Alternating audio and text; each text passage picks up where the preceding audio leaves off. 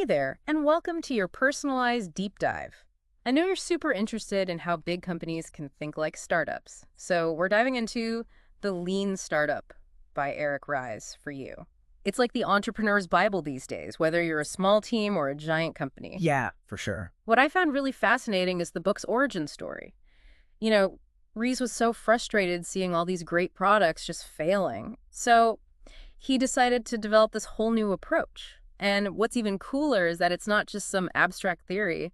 He actually uses a ton of real-world examples. Like, we'll get into how companies like Intuit and Zappos use these principles to become so successful. Right. Some really interesting cases in there. To help us unpack all of this, we have with us our expert on mentioned expert speakers' relevant expertise based on the listener's area of interest, aligning it with the lean startup principles. Hi, everyone. Now, one thing that struck me right away was how Ries defines a startup.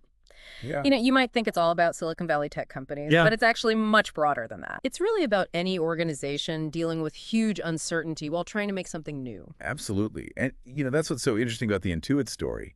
They were already this massive company with like thousands of employees when they developed SnapTax. It's like they created a mini startup inside this giant structure to build this groundbreaking product. Oh, wow. That's a great example. And so that's where I guess these 5 core principles of the lean startup method come into play. Exactly. And I think these are highly relevant to your own interest in mentioned listeners' specific area of interest. For sure. So let's dive into those principles. What's the first one? The first one is entrepreneurs are everywhere. Okay. And this basically means that this approach isn't just for tech companies or Silicon Valley startups. It's for anyone creating something new anywhere, even inside of a big company.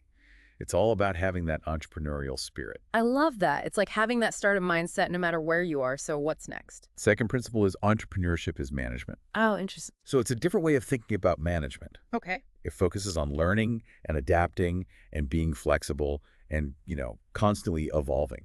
So it's not about sticking to this rigid plan, No, not at all. but more about being adaptable and Exactly. responding to what you learn along the way. Exactly. And that leads us to the third principle, which is validated learning.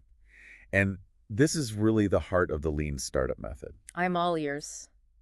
Tell me more about validated learning. Sure. So validated learning basically means it's not enough to just build something. You have to test your assumptions. Right. You have to gather insights from real customers. You have to build a sustainable business. You can't just assume that you know what people want. So you're saying it's not about what you think they want. It's about actually figuring out what they need and what they're willing to pay for. You got it. The fourth principle, the build, measure, learn feedback loop, puts this into action. So it's all about those rapid cycles of building and testing and iterating based on what you learn.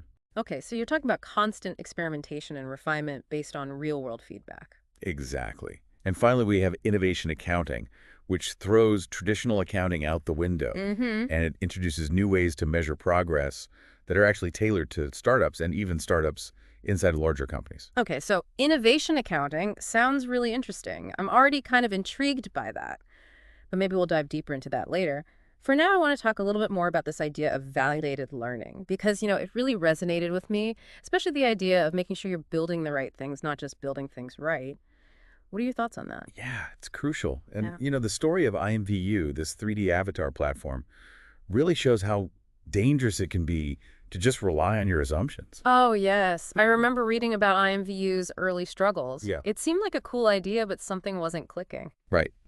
And their experience highlights the key difference between validated learning and traditional market research. You can't just ask people what they think they want. You need to actually observe what they do. Like that famous saying, people don't know what they want until you show it to them. Exactly. IMVU. They thought users would want all these fancy, complex features. Right. But their testing showed something completely different, What did it show? that people just wanted a simple way to connect and make friends. Wow. So sometimes the simplest solutions are the most effective. And that makes me think about MVPs, minimum viable products. The story about Groupon starting with handmade PDFs and just a simple blog is mind-blowing. It's a classic example of an MVP. Right. It's not about building the most basic, bare-bones version. Okay. It's about finding the quickest way to test those key assumptions Right. and to get through that build, measure, learn loop as fast as you can. And I think starting with PDFs was brilliant for Groupon Yeah. because it let them test their concept without a huge investment. And they could see if people were actually interested before building some complex platform. Right. And, there are many different ways to approach creating an MVP. Hmm. Do you remember the example of the concierge MVP, where the founder basically acts as a personal assistant for their early customers? Oh, yeah. Like when the founder of Rent the Runway personally delivered dresses to customers in the early days. Exactly. That's a great example of getting up close and personal with your target market. Absolutely. And I guess sometimes it takes a series of MVPs to get it right. Yeah. Like how Aardvark, that question and answer platform, went through multiple iterations, constantly pivoting and refining based on user feedback. And that's a key takeaway here. Don't be afraid to launch something that's not perfect. Okay. The point of an MVP is to learn and iterate, Right. to gather the insights that will guide your product development. Right. I bet there are a lot of anxieties around releasing an early version of a product, Yeah. especially if you're part of a bigger company with brand standards and things like that. Of course. People worry about bad press or their competitors stealing ideas or damaging the brand. Right. But those risks are small compared to the potential for learning and growth. I agree with that. It's better to test and learn early on than to stick with a product that's not meeting needs. Yeah. So let's talk a little bit about this innovation accounting, because I'm sure you already use metrics to track progress, Yeah. but are they the right ones? Yeah. That's the question. Yeah. A lot of companies get caught up in vanity metrics like, website traffic or app downloads. Right. But those numbers, they might look impressive, but they don't necessarily tell you if you're actually making progress. Right. It's like bragging about having lots of social media followers, but none of them are actually buying your product. Exactly. Yeah. That's why innovation accounting emphasizes actionable metrics. Okay. These are the KPIs that tell you what's working, what needs to be improved, and if you're actually making progress. So it's about going beyond the surface level numbers and Yeah. really getting into the details. Absolutely. Yeah. And a metric has to be auditable. So the data can be verified. It has to be accessible so everyone in the company understands it. Yeah. And most importantly, it has to be actionable, meaning it gives you a clear direction on what to do next. Okay, I'm starting to see how innovation accounting really goes hand in hand with this validated learning and this rapid cycle of experimentation. You're getting the data to inform your next steps. Precisely. But what happens when that data tells you need to make a big change? Like a pivot. I'm sure you've probably had to rethink your strategies at some point in your career. Oh, yeah, of course. Pivoting is so important. It's not about admitting defeat. It's about recognizing that sometimes our initial ideas were wrong and we need to adjust. Right. It's about having the courage to change direction when the evidence tells you to. I love that. And the story of Vodazone, that political engagement platform, is a great example of that. They went through multiple pivots, constantly refining their product based on what they learned. And they used data to make those decisions. Oh. They used innovation accounting to decide when to pivot and when to keep going. And that helps you avoid the land of the living dead, where a lot of startups end up. Oh, that's an interesting phrase. The land of the living dead. What does that actually refer to? It's those companies that are neither growing nor failing. They're just stuck, clinging to a product or a model that's not working. But they're not willing to pivot. It sounds like a recipe for disaster. So pivoting isn't a one-size-fits-all solution, though, right? Right. There are different types of pivots you can make. Absolutely. You might change your target customer Okay. or the problem you're solving. Right. You could even change your whole platform. Wow. The key is to be flexible and adapt based on what the evidence is telling you. So how does this relate to that concept of product market fit? Yes. So each engine of growth has specific metrics that tell you if you're on the right track. Okay. For example, if you're focused on keeping customers, customer retention, then your churn rate and customer lifetime value are super important. If you're relying on viral growth, then you need to be looking at your viral coefficient. Right. And if you're using paid ads, then you need to focus on your cost per acquisition and customer lifetime value. Okay, so it's about understanding which engine of growth is driving your success. Yes. And using the right metrics to track your progress. Exactly. And the key is to master one engine of growth at a time. Don't try to do everything all at once. Focus your energy on what's most likely to drive sustainable growth for your business. Focus your energy where it matters most. Okay, that makes a lot of sense. So now I want to talk a little bit about building an adaptive organization because, we're not just interested in building great products. Right. We're interested in building great companies as well. Absolutely. So one powerful tool for building a truly sustainable and adaptive organization is the 5 whys technique. It's a super simple but incredibly effective way to find the root cause of a problem and prevent it from happening again. I've heard of the 5 whys technique, but I'd love to hear more about how it works in practice. Could you give me an example? Absolutely. So imagine a company that's having a lot of server outages. Okay. So instead of just focusing on the immediate problem, they use the 5 whys Yeah. to dig deeper. So they ask why 5 times. Exactly. So let's say, why are the servers crashing? Okay. Maybe the answer is because of a software bug. Okay. And then you ask, why is there a software bug? Exactly. And the answer might be because the code wasn't properly tested. Why wasn't the code properly tested? Because the developers were rushed. Okay. Why were the developers rushed? Because the project manager set unrealistic deadlines. Wow. So you see how by asking why 5 times, you uncover this deeper organizational issue. Exactly. It's a management problem, not just a technical one. Right. It's so easy to just focus on those symptoms Yeah. without understanding what's really causing the problem. And often the root cause is a human problem. Like that example from IMVU where they had a server failure. Yep. That was ultimately traced back to a manager who didn't believe in training their team. Right. So how do you use the 5 whys to actually create a more adaptive organization? I'm curious to hear your thoughts. The key is to make a proportional investment at each level of those 5 whys. Okay. So it's a small problem, you fix it with a small solution. But if it's a bigger issue, it requires a bigger investment. So you're saying be pragmatic about it. Yes, Don't over-engineer solutions. exactly. Yeah. And by using the 5 whys, you can actually create a culture of continuous improvement, Okay. where you're constantly identifying and addressing the issues that are preventing your organization from adapting and thriving. That's so valuable. This has been incredibly helpful in understanding these core principles Yeah. of the lean startup methodology. Great. And I feel like we've only just scratched the surface. Yeah, there's a lot more to explore. So for now, let's take a quick recap of what we've discussed. We started by exploring those 5 core principles of the lean startup. Entrepreneurs are everywhere. Entrepreneurship is management, validated learning, that build, measure, learn loop, and innovation accounting. Then we dove a little bit deeper into this idea of validated learning, talking about how important it is to test those assumptions and gather real-world feedback. We talked about IMVU and the difference between validated learning and traditional market research. Then we moved on to MVPs, emphasizing that it's not about building the most basic product, but finding that fastest way to test those assumptions. Right. We talked about Groupons, starting with those PDFs. We explored different types of MVPs, like the concierge MVP. And then we talked about innovation accounting, highlighting how important it is to use actionable metrics to track your progress and make informed decisions. Well, sure. Of course, we also talked about pivoting, Yeah. using Vodazin as an example of a company that navigated multiple pivots successfully to find that product market fit. And finally, we explored the 5 whys technique as a powerful tool for building an adaptive organization, emphasizing that we need to address those root causes, prevent recurring problems, and foster a culture of continuous learning. I'm already feeling so much more equipped to apply these principles to my own work. And in part 2, we're going to delve into the future of the lean startup movement and explore how these principles are being applied in new and exciting ways. That'll be great.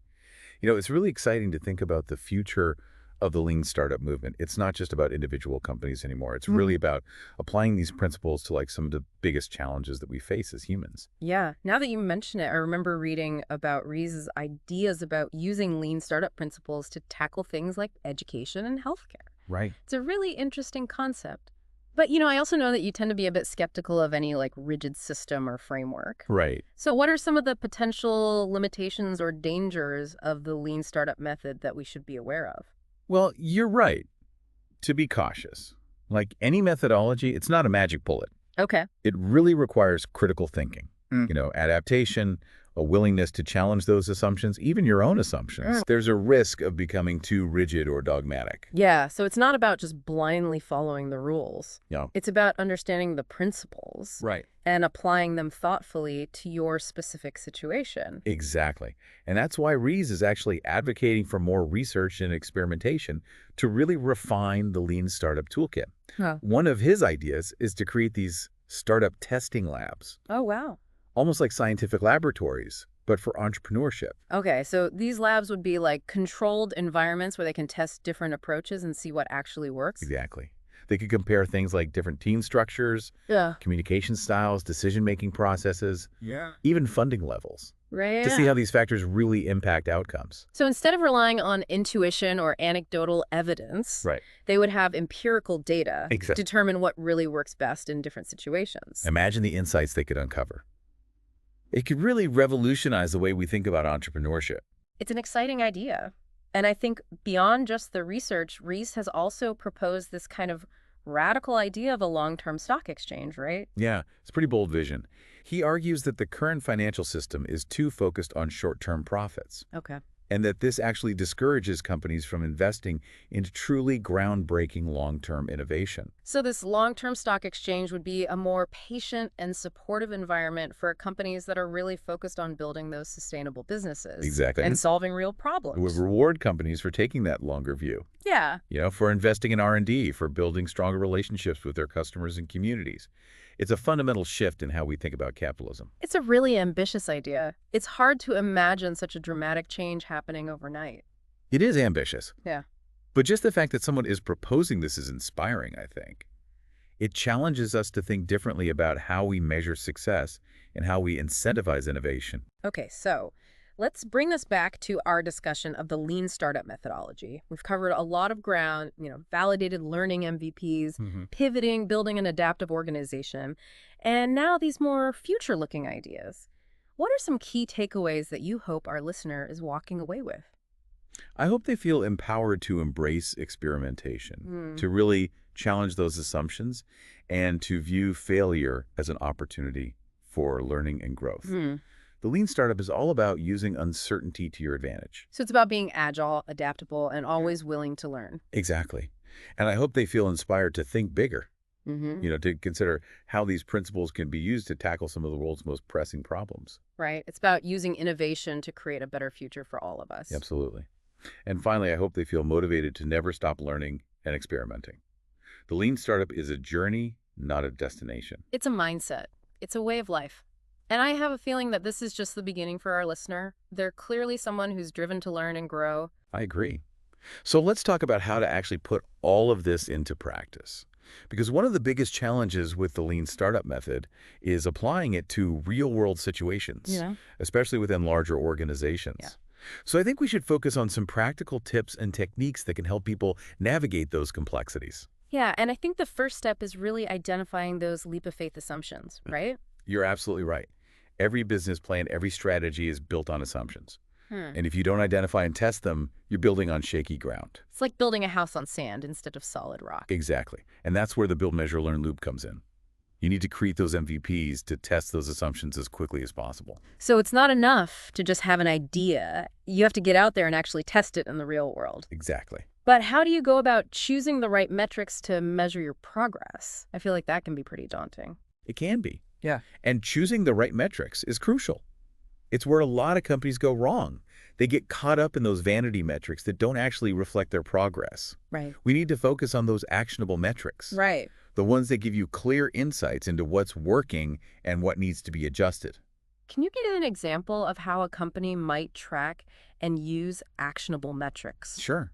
Let's imagine a company developing a mobile app. Instead of just tracking downloads, they might focus on things like daily active users or user engagement time or conversion rates. Right. These metrics give you a much better understanding of how users are interacting with the app. And then those insights would inform their decisions about which features to prioritize. Right. What changes to make and how to improve the user experience. Exactly. It's about letting the data guide your decisions rather than relying on guesswork. But this all sounds especially challenging within a large company where there's often a lot of bureaucracy and resistance to change. You're right. It can be tough to implement these ideas in a big organization, but it's not impossible. It often requires a shift in mindset, a willingness to challenge the status quo. So how do you create that kind of shift within a large established company? One effective strategy is to create what's called an island of freedom. It's basically a protected space within the organization where your team can operate with some autonomy. Okay. This allows you to experiment and iterate without getting bogged down by all those corporate processes. So it's like carving out a little space where you can operate with that startup mentality. Exactly. It might require some negotiation to get buy-in from senior leadership, but it can be essential. Right. So you need to find those champions, those allies, who understand the value of experimentation and are willing to support your efforts. Absolutely.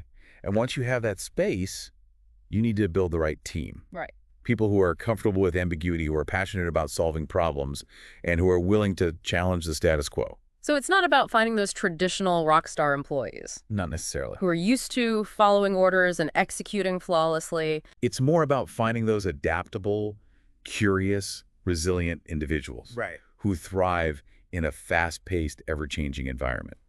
People who get excited by building something new and who are willing to embrace the uncertainty that comes with it. Okay, so let's talk about some specific techniques that can help us put all of this into practice. One of the most popular tools in the lean startup world is the sprint.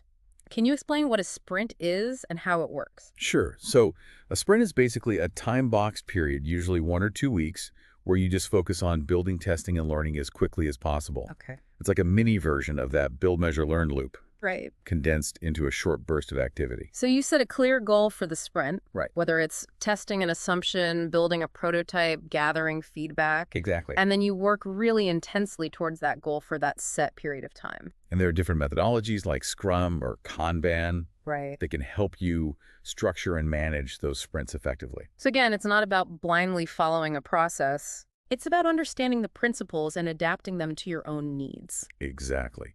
And one of the most valuable parts of the sprint is the demo at the end, where you showcase your work and your learnings to stakeholders and get their feedback.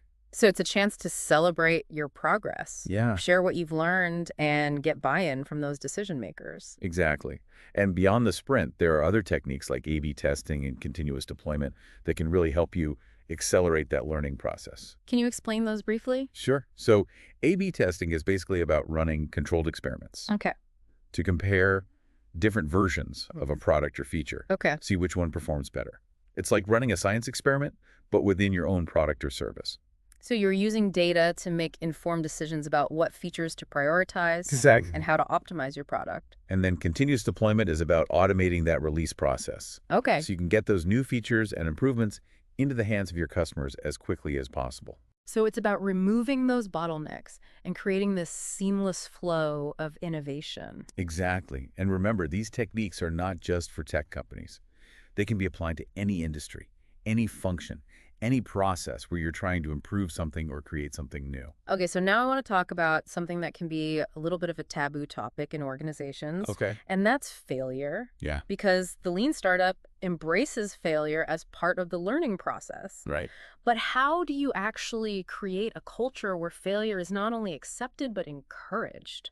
That's a great question. Mm-hmm. It's not as simple as just telling people it's okay to fail. Right. It really requires a shift in mindset away from that fear of failure that's so ingrained in many organizations. So how do you cultivate that psychological safety, that Yeah. environment where people feel comfortable taking risks and making mistakes? It starts with leadership. Okay. Leaders need to model that behavior. They need to be open about their own failures Right. and celebrate the lessons learned from those failures. So it's about creating a culture where vulnerability is seen as a strength, Exactly. where people feel comfortable admitting their mistakes and learning from them. And one way to do that is to create a blameless postmortem process Okay. where you analyze failures in a constructive, non-judgmental way. So instead of pointing fingers and assigning blame, Right. you focus on understanding what happened, why it happened, and how to prevent it from happening again. Exactly. You're turning failures into learning opportunities, into valuable data points that can help you improve your processes, your products, and your organization. That's a really great approach. It takes the fear out of failure and turns it into a valuable experience. Exactly.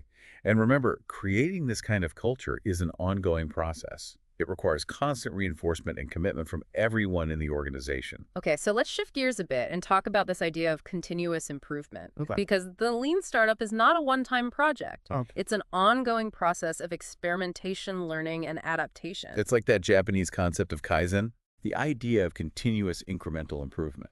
So you're not trying to find that perfect solution right away, No. but you're constantly looking for ways to make things better, Right. to improve and create more value for your customers. Exactly. And one of the most powerful tools for this is the retrospective, Okay. which is a regular meeting usually held at the end of a sprint, Mhm. where you reflect on what went well, what didn't go well, and what you can do to improve. So you're taking a step back, assessing your progress, and identifying those areas where you can make small but impactful changes. Exactly.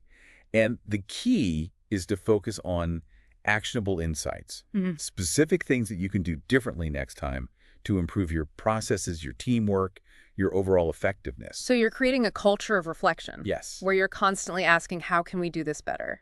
Exactly. And another important part of this is creating a system for tracking and measuring your progress. Right. You need to establish those baseline metrics, those KPIs, that will tell you if your efforts are actually making a difference. So you're using data to track your progress and make sure that you're not just spinning your wheels, but actually moving the needle. Exactly. And remember, continuous improvement is not just about fixing problems. Mm-hmm. It's also about finding opportunities to innovate, to experiment, to push the boundaries of what's possible. So it's about creating that culture of growth Exactly. where you're constantly learning, evolving, adapting to the world around you. Now let's talk about something that could be a bit of a challenge for lean startups, Yeah. and that's managing stakeholders. Okay. Because whether you're working in a big company or a small startup, Right. you're going to have stakeholders who have different perspectives, different priorities, and different levels of understanding of this whole lean startup thing. Stakeholders can definitely be a tricky bunch. Yeah. So how do you manage those expectations and make sure that everyone is on the same page, especially when it comes to something as unconventional as the lean startup approach? Communication is key. Okay. You need to be transparent Mm. about your process, your goals, Yeah. your progress. And you need to be proactive about addressing concerns and answering questions. So you're building those relationships, those lines of communication, Right. so that everyone feels like they're part of the journey and their voices are heard. Exactly. And one of the best ways to do that is to involve stakeholders in the process. Okay. Invite them to demos, retrospectives, customer interviews. Let them see firsthand how you're working and the progress you're making. You're creating those shared experiences, those moments of insight that can help bridge the gap between different perspectives. Exactly. Yeah.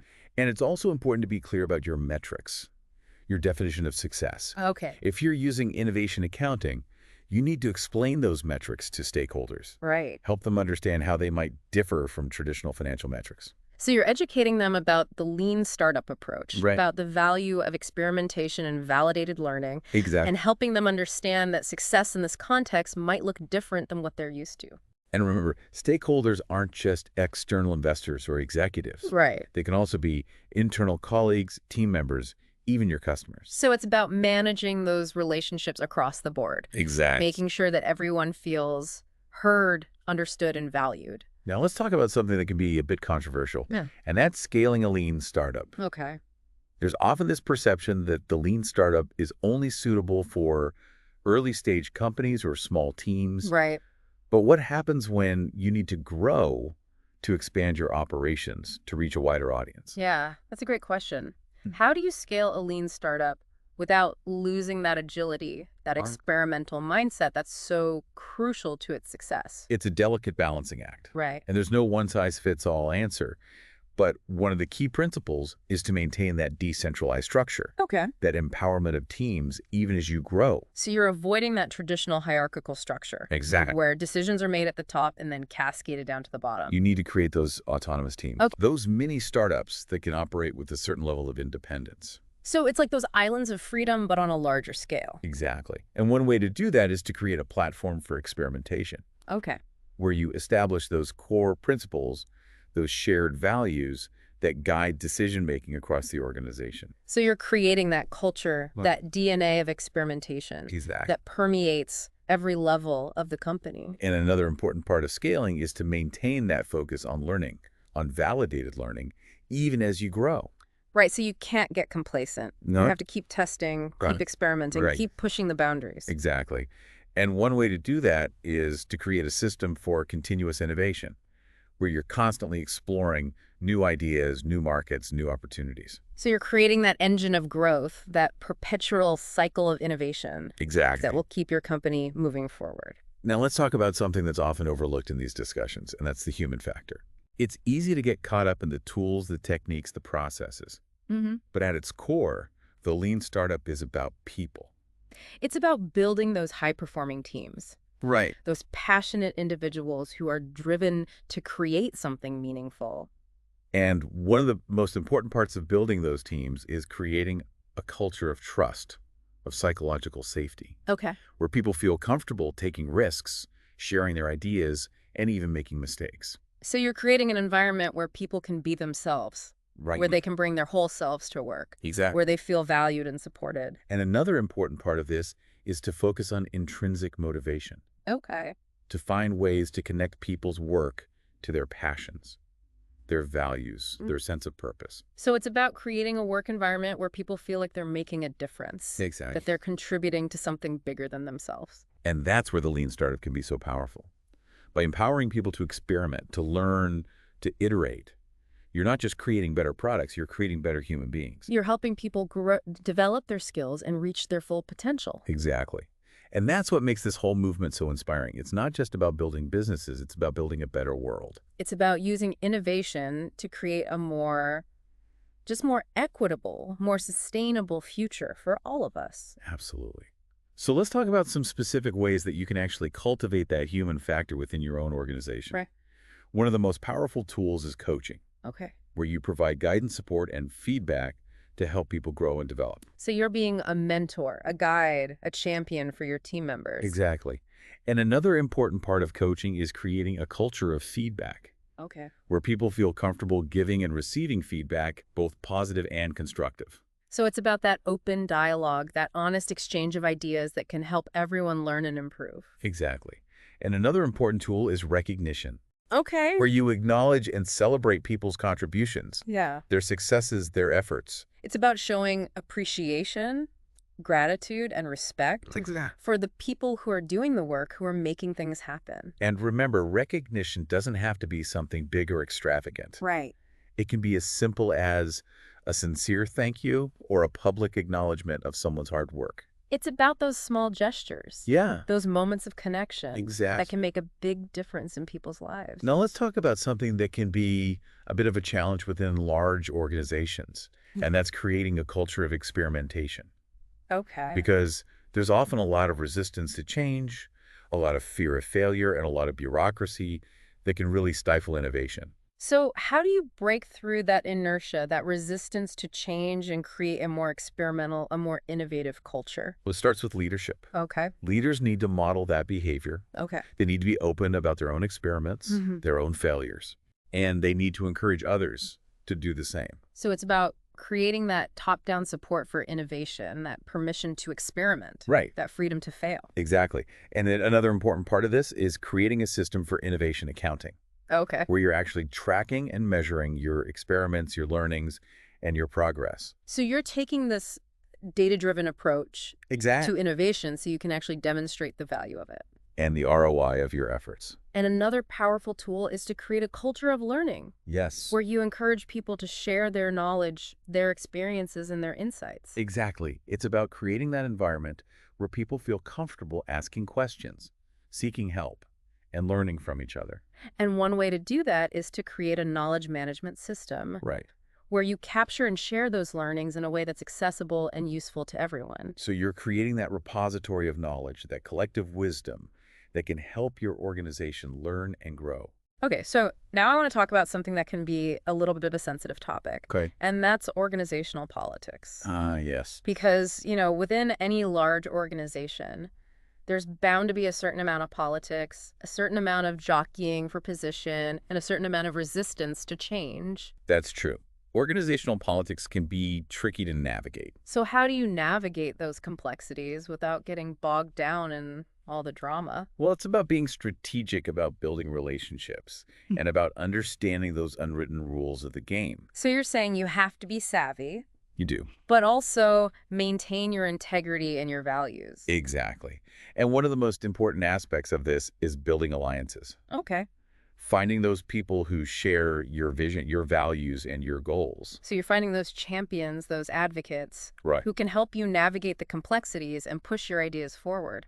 Exactly. And it's also really important to be clear about your objectives, your desired outcomes. Yeah. What are you actually trying to achieve? What are your goals? So you have that clear vision, that North Star that's going to guide your actions and decisions. Exactly. And another important skill is being able to communicate your ideas effectively, Okay. to be able to persuade others, to build consensus. So you're a storyteller. Yeah, You're connecting with people on an emotional level. exactly. You're painting a picture of the future that you're trying to create. And remember, organizational politics is not about being manipulative or dishonest. Right. It's about understanding the dynamics of power influence and decision-making. So you're a change agent. Right, You're using your influence to create positive change exactly. and to make your organization a better place to work. Now let's talk about something that can be challenging for lean startups, Yeah. and that's measuring success. Okay. Because in a traditional business, success is often measured in terms of those financial metrics. Right. Revenue, profit, market share. But how do you measure success in a lean startup where you're constantly experimenting, pivoting, iterating? Right. It's a good question. How do you define success when the goalposts are constantly moving? You need to shift your focus from outputs to outcomes, Okay. from vanity metrics to actionable metrics. So it's not just about how many features you ship No, or it's- how many users you acquire. It's about the impact you're having, Right. the value you're creating.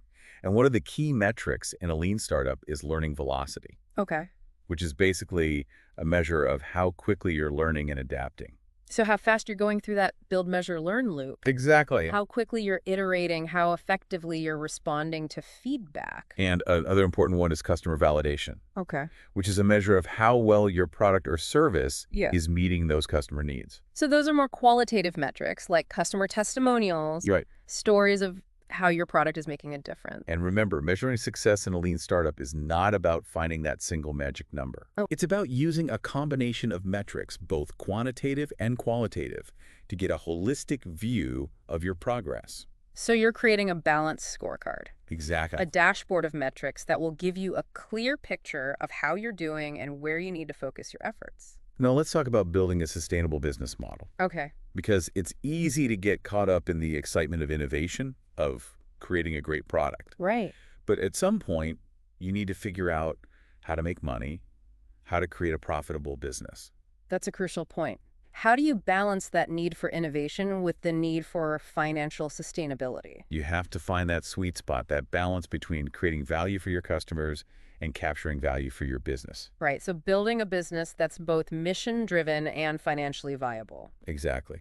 And one of the key principles here is to focus on customer lifetime value, Okay. which is a measure of the total revenue you can expect from a single customer over their entire relationship with your business. So it's not just about making a quick sale. It's about building those long-term profitable relationships. Exactly. And another important aspect is finding ways to reduce your customer acquisition costs, Okay. which is basically the cost of acquiring a new customer. So finding those efficient, scalable ways to reach your target market.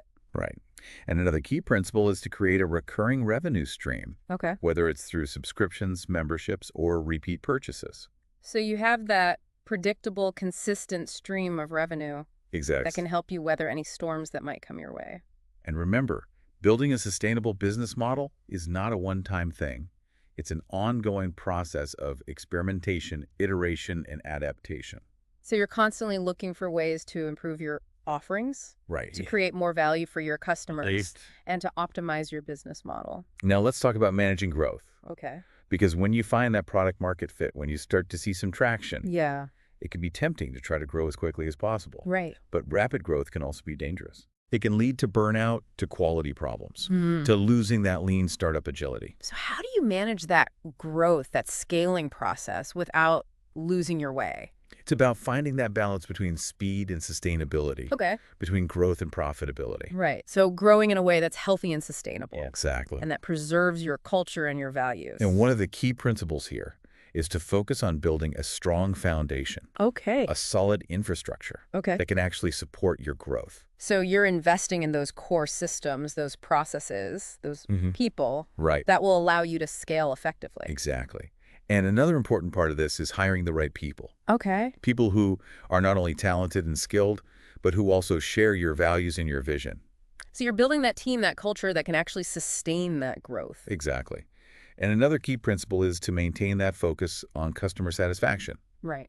on delivering a great customer experience even as you grow. So keeping your customers happy, building those loyal relationships, Exactly. even as you're scaling the business. And remember, managing growth is not just about adding more people, more resources, more revenue. Okay. It's about growing in a way that's smart, that's strategic, that creates long-term value. Okay, so now I want to talk about something that's often overlooked in these discussions about the lean startup, and that's the importance of culture. Oh, yeah. Because the lean startup is not just a set of tools or techniques. Right. It's a way of thinking, It is. a way of working, a way of being. Exactly. And that requires a certain kind of culture, a Absolutely. certain set of values, a certain mindset. Culture is really the foundation of a successful lean startup. So what are some of the key elements of a lean startup culture? Well, first and foremost, it's a culture of experimentation, Okay. where people are encouraged to try new things, to take risks, and to learn from their mistakes. So you're creating that safe space where failure is seen as an opportunity for learning.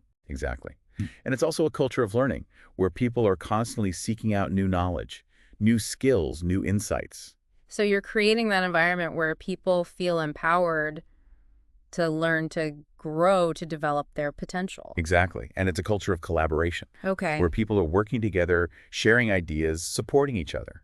So there's that sense of teamwork, that shared purpose, Right. that makes people feel like they're part of something bigger. And it's a culture of transparency, Okay. where information is freely shared, Right. decisions are made in an open way, and everyone is on the same page. So you're building that trust, that sense of accountability Right. that makes people feel like they're part of a team, that they're valued and respected. And finally, it's a culture of innovation, Okay. where people are constantly looking for ways to improve, to do things better, to create more value for those customers. So you're creating that environment where people feel inspired to think creatively, Right. to challenge the status quo, Exactly. Yeah. to push the boundaries of what's possible. And remember, building a strong, lean startup culture is not a one-time thing. Right. It's an ongoing process. Of nurturing and cultivating and protecting those values. Exactly. Okay, so let's talk about some specific things that you can do to create a stronger lean startup culture within your organization. Okay. And I think one of the most powerful tools is storytelling, Oh, yeah. because stories are such a powerful way to connect with people on an emotional level, They are. to inspire them, to motivate them, and to share your values and your vision. Stories are the lifeblood of any culture. So what kind of stories should you be telling? Well, first and foremost, you should be telling stories about your own experiments, Yeah. your own failures, your own learnings. So being vulnerable, sharing your own journey, Exactly. showing that it's okay to fail as long as you learn from it. And you should also be telling stories about your customers, Okay. about how your product or service is making a difference in their lives. So connecting your work to a larger purpose, showing that you're not just building a business, but you're actually making a difference in the world. Exactly. And you should also be telling stories about your team, Okay. about their successes, their challenges, their growth. You're celebrating those individual contributions, those moments of brilliance, Right. those acts of courage that make your team so special. Exactly. And remember, storytelling is not just about words. It's about creating those shared experiences, those moments of connection, those rituals and traditions that bind people together. So you're creating those memories, Yeah. those shared stories Exactly. that will become part of your company's DNA, Right. that will be passed down from one generation to the next. Now let's talk about another powerful tool for building a strong culture, and that's rituals. Rituals are those. Rituals are those repeated actions, those ceremonies, those traditions that create a sense of belonging, that reinforce your values, and that build a sense of community. Okay, so what kind of rituals can you create within a lean startup environment? Well, one of the most important rituals is the demo, where you showcase your work, your learnings, and your progress to stakeholders. So it's like a mini celebration of your achievements. Yeah. A chance to share your insights and get feedback from others. Exactly. And another important ritual is the retrospective, where you reflect on what went well, what didn't go well, and what you can do to improve. So it's like a mini postmortem, Right. a chance to learn from your mistakes and to make those continuous improvements. Exactly. And another powerful ritual is the sprint planning meeting, where you come together as a team to plan your work for the next sprint, to set your goals and to commit to achieving those goals. It's like a mini rallying cry, Yeah, a chance to get everyone on the same page and create that shared sense of purpose. exactly. And remember, rituals don't have to be grand or extravagant. They can be as simple as a daily stand-up meeting, a weekly team lunch, or a monthly all-hands meeting. It's about creating those moments of connection, those shared experiences Right. that build a sense of community, Exactly. reinforce your values. Now let's talk about another important aspect of building a strong, lean startup culture. And that's symbols. Okay, I'm intrigued. What kind of symbols can you use within a lean startup to reinforce that culture? Well, one of the most powerful symbols is the MVP, the minimum viable product. Okay. The MVP represents your commitment to experimentation, to iteration, and to validated learning. So it's like a tangible representation of your lean startup philosophy. Yeah. A reminder that you don't need to have all the answers up front, Right. that you can learn your way to success. Exactly. And another powerful symbol is the Kanban board, which is a visual representation of your workflow, your progress, and your bottlenecks. So it's like a roadmap for your team, Yeah. a way to visualize your work and to identify those areas where you need to focus your efforts. Exactly. And another powerful symbol is the data dashboard, Okay. which is a visual representation of your key metrics, your progress, and your learnings. So it's like a scorecard for your team. Right. A way to track your progress and make those data-driven decisions. Exactly. Right. And remember, symbols don't have to be elaborate or expensive. No. They can be as simple as a whiteboard, a poster, or even a t-shirt. It's about finding those visual representations, those tangible objects Right. that embody your values and that inspire your team. Exactly. Now let's talk about another important aspect of building a strong, lean startup culture. And that's language. Okay. The words that we use, the way that we communicate, can have a huge impact on our thoughts, our feelings, and our actions. That's a great point.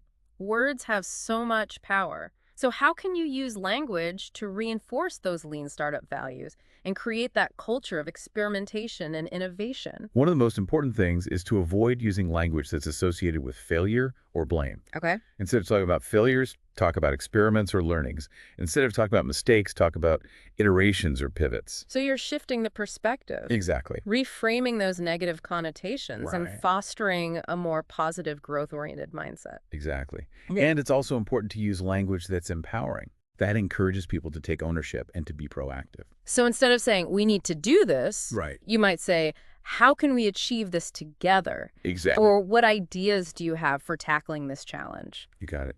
It's about shifting from a passive voice to an active voice, from a culture of compliance to a culture of ownership. And I imagine it also requires a certain level of humility, Yeah, being willing to admit when you don't have all the answers, absolutely. and being open to learning from others. That's why it's so important to create a culture of feedback where people feel comfortable sharing their ideas, their concerns, and their suggestions.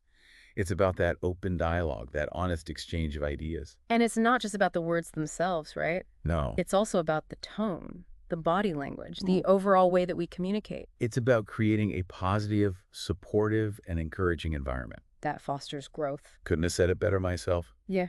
Now let's shift our focus to something that can be tricky for lean startups, and that's maintaining momentum. In the early stages, there's often this surge of excitement and energy. But as you start to scale and face those inevitable challenges, it can be tough to keep that initial spark alive. Yeah, I can definitely relate to that. So how do you keep the team motivated and engaged over the long haul? How do you keep that fire burning? One important strategy is to celebrate your successes, no matter how small they may seem.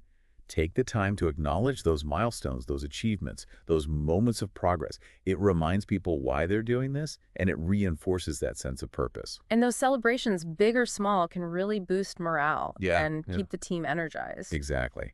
Another crucial aspect is to keep things fresh. Okay. Keep experimenting. Keep pushing the boundaries. Mm. Don't let routine or complacency set in. It's about holding on to that initial spirit of adventure, Yeah, that passion for innovation that drew people to the lean startup in the first place. absolutely. And as we've discussed before, a culture of continuous learning is essential. Encourage your team to constantly seek out new knowledge, new skills, new insights.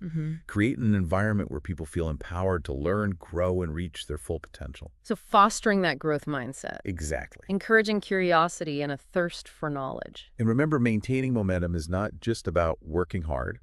It's also about working smart, finding ways to be more efficient, automating those repetitive tasks, and freeing up time and energy for the creative strategic initiatives. So finding that sustainable pace, Yeah, that balance between pushing forward and avoiding burnout, exactly. so you can maintain that momentum over the long term. You nailed it.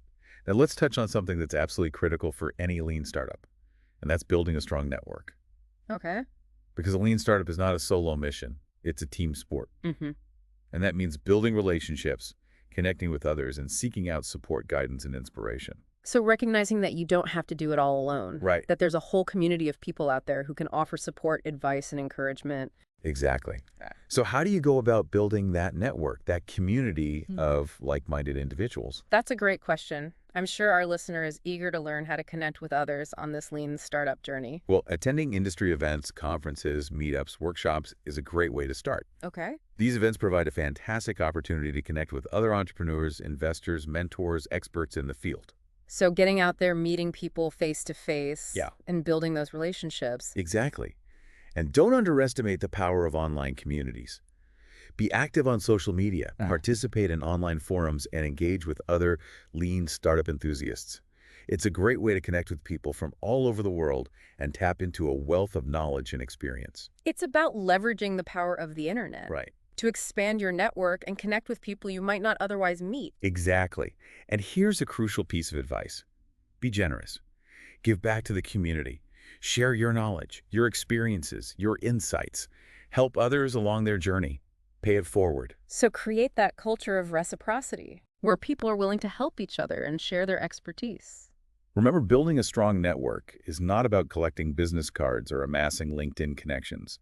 It's about fostering those authentic relationships, those genuine connections that can provide support, guidance, and inspiration along your journey. Well, I feel like we've covered an incredible amount of ground in this deep dive. We have. I feel like I have a whole new understanding of the lean startup methodology Good. and how it can be applied not just to startups, but to any organization or individual who's looking to innovate and create something new. It's been a pleasure sharing these insights with you, and I hope you feel equipped to embrace these principles, to experiment, to learn, to adapt, and ultimately to build something truly remarkable. I certainly do. And as we wrap up this deep dive, I want to leave our listener with a final thought. If we have the capacity to build almost anything we can imagine, what should we be building? That's the question, isn't it? How can we use this method to make sure we're building things that truly create value for ourselves and for others? That's something I encourage you to explore further. It's a question worth pondering. And as you continue your lean startup journey, remember to stay curious, stay agile, and never stop learning. This has been the Deep Dive Happy Building.